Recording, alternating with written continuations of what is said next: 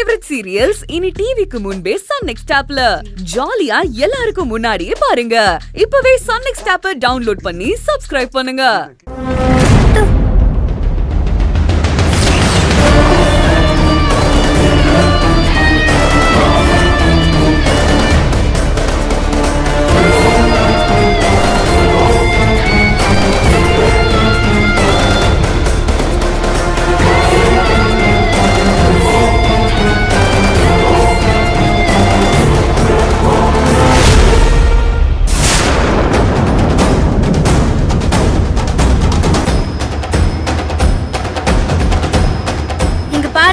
எங்க அம்மாக்கு யாரும் இல்ல, என்ன வேணாலும் பண்ணலாம்னு நினைக்காதீங்க.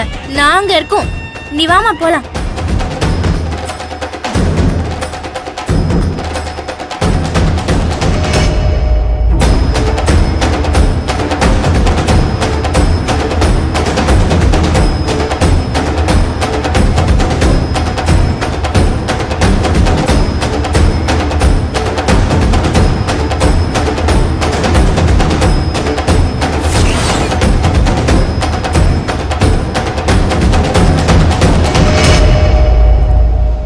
ஓஹோ, வினோதினின்ற பிரகாசமா எரியிற பல்புக்கு சுவிட்ச் இந்த பசங்க தானா?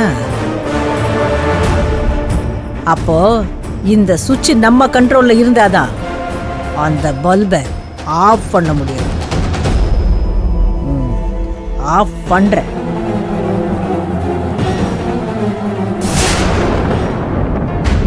நடந்ததெல்லாம் நானும் கேள்விப்பட்டேன். நீ சொல்லலாம் எனக்கு தெரியாதுன்னு நினைச்சிட்டு இருக்கியா? இங்க பாரு வினோ, அத்தை உன்னை நினைச்சு ரொம்ப வருத்தப்படுறாங்க. ஆமா, நீயே உன்னை மாத்திக்க மாட்டேன்னு இப்படி பிடிவாதம் பிடிக்கிற? அவங்க உன் நல்லதுக்கு தானே சொல்றாங்க. நீங்க எல்லாரும் ஒரு பக்கமா சேர்ந்ததுனால நீ சொல்றது சரின்னு ஆயிடாது பத்மா. யாருமே என் மனசை புரிஞ்சுக்கவே மாட்டேங்கிறீங்க. அதான் எனக்கு வருத்தமா இருக்கு. நீங்க எல்லாருமே என் மேல அக்கறையா இருக்கிறவங்க தான், எனக்கு கெட்டது நினைக்க மாட்டீங்க தான். ஆனா இந்த விஷயத்துல என் மனசுக்கு எது சரின்னு தோணுதோ அதுலதான் நான் உறுதியா இருக்க முடியும். என்ன அப்படியே விட்டுடுங்களேன். உங்களை நான் கோச்சுக்கவோ இல்ல என் வாழ்க்கையை நினைச்சு நான் நொந்துக்கவோ இல்லையே. நான் பழைய மாதிரி இருக்கணும்னு நினைக்கிறேன். நீங்களும் என்ன அப்படியே விட்டுடுங்க. எனக்கு அந்த சந்தோஷம் போதும் பத்மா. இந்த அம்மா ஏன் இப்ப வராங்க?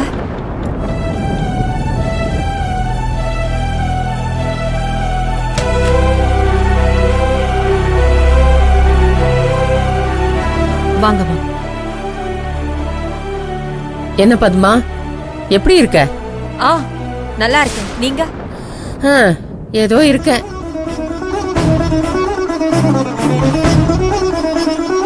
வினோ, நீ எப்படி இருக்க? இப்ப வரைக்கும் நல்லா தான் இருக்கேன். அது அப்படியே இருந்தா நல்லா இருக்கும்.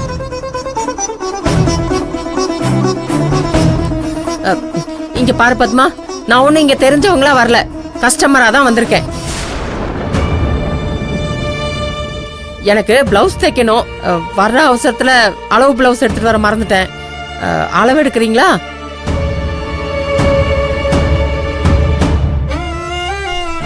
வினோ, உன்னதான் அளவெடுக்க சொல்றாங்க. கடைக்கு வர கஸ்டமர் கிட்ட நம்ம முகத்தை காமிச்சா அது நம்ம தொழில தான் பாதிக்கும். நீ அளவெடு. மா, கிட்ட போங்க, அப்பதானே அளவெடுக்க முடியும்.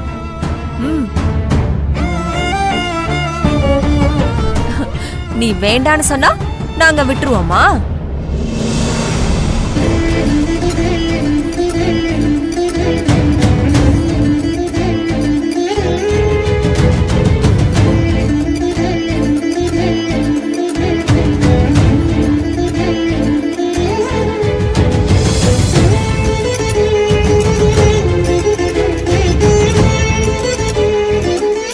துணிய சரியா அளவெடுக்கிற நீ மனசு சரியா அளவெடுக்க தெரியலையம்மா உனக்கு?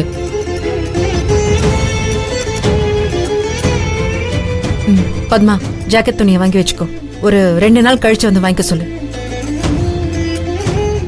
உன்கிட்ட கொஞ்சம் பேசிக்கிறேன். அம்மா வினோ, இது வரைக்கும் என் பையன் கல்யாண விஷயமா உங்ககிட்ட நான் முகம் கொடுத்து பேசினதே இல்ல. முதல் தடவை உங்ககிட்ட கேக்குறேன். என் பையன் ரொம்ப நல்லவம்மா. அதே மாதிரி நீயும் ரொம்ப நல்லவ. எதுக்காக நீங்க 2 பேரும் இப்படி தனியா இருந்து கஷ்டப்படணும் சொல்லு. அவன் நிச்சயமா உனக்கு ஒரு நல்ல வாழ்க்கையை கொடுப்பான். உன் பசங்களை அவன் குழந்தையா நினைச்சு பாத்துக்குவான். கண்டிப்பா அவங்களுக்கு ஒரு நல்ல அப்பாவா அவன் இருப்பாமா. ஒரு நிமிஷம் முடிஞ்சு போச்சு. அம்மா, துணிங்கிறது உயிர் இல்லாதது. அளவு தப்பானாலும் கட் பண்ணி தூக்கி எறிஞ்சிடலாம். மனசு உயிர் உள்ளது. தப்பாச்சுன்னா ஒண்ணும் பண்ண முடியாது. என்னைக்கும் என்னோட பிள்ளைங்களுக்கு நான் தான் அப்பா அம்மா. அவர் மேல பாசம் இருக்கலாம், ஆனா அவர் எப்படி அப்பா வாங்க முடியும்?